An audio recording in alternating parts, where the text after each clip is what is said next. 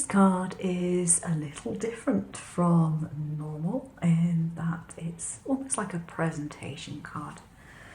And although I've chosen to do this as a theme of a 1-year-old's birthday, you could vary it for whatever occasion you wanted. I just want to do something a little different. And when I made this card up, I made it first of all as a card for my son and my daughter-in-law who are expecting a baby shortly. And then I realised I can't show that one on the internet just in case someone who isn't supposed to see it happens to see it. So I've done another version of this with a different design so that I'm not going to get myself into trouble.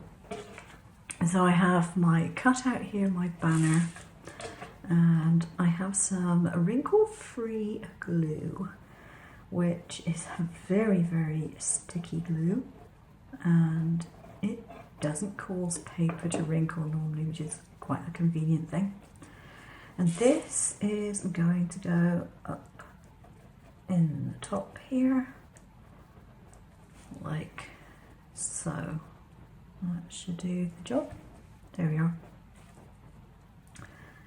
And it's being done in the same colour ink as the outline that I chose to do on here. So that's the idea. Now that's the only bit that I really need to stick on at the moment because I'm going to be constructing the rest of the card.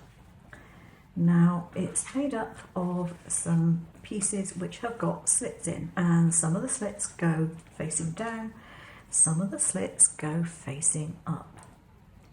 And these white ones are the ones that are going in this direction.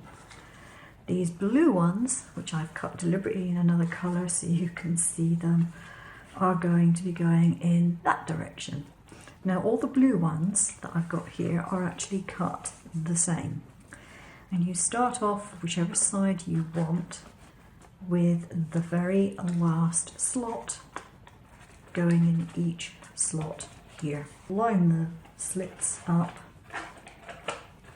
and when you've got them lined up properly, they will go down where they are supposed to go. Now, the one thing that you do have to watch is that when you cut these slits, you remove any little bits that are in there. And so that is how the card is actually constructed, and then it will fold flat. Now I'm not making any apologies for the fact this is a large card. If you want to adjust the size, just select everything and resize it. If you've got a cutting machine, you'll be able to do that easy enough. It's about 17 centimetres high and it's about 14 wide. So it's a decent size card. If I put my hand there, you can see it's a good size. So that is actually the card base. Now I have some cutouts here, and in the file I will put some other cutouts as well, but I'm not going to show you what they are.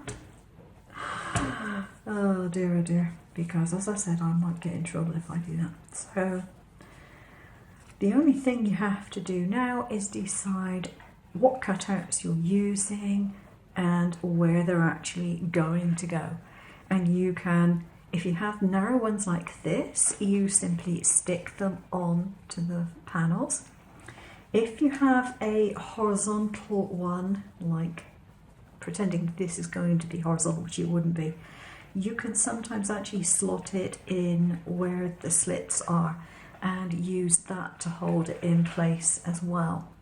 So if you have a big sentiment along the front or something, you don't necessarily have to be able to glue it in place. You can actually use the slots to hold things. So basically, you just decorate it as you wish with whatever cutouts you want to use. And then, yeah, that's it, your card is done. So it's actually a really easy card to make, but it does take quite a lot of card. here's the finished card. I think it's come out really well.